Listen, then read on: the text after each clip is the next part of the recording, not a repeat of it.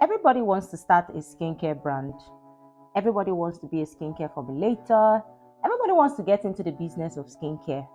And that's fine because me, I'm a strong believer of the sky is big enough for everybody to flourish.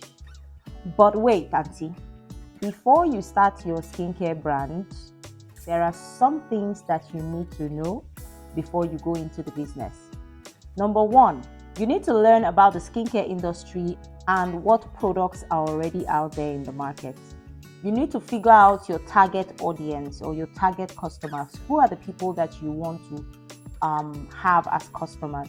You have to factor that into your research as well. Figure out what products people are buying the most, what brands people are patronizing that carry this product.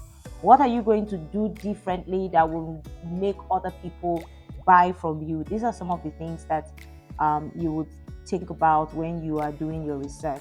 Secondly, you need to develop a business plan. This will help you map out your goals and also help you know how to achieve them.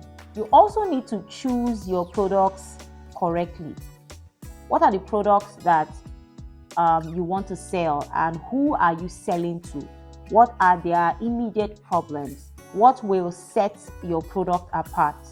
These and so many other things are what you should look into before you decide to throw in all that hundreds of thousands or millions of naira to start your own skincare brand.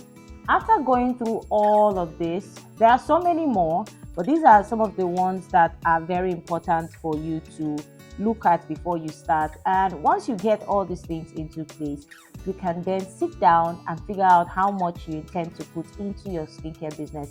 In my next video, I'm going to talk about pricing and starting your skincare business. I hope this was helpful. If it was, you're welcome.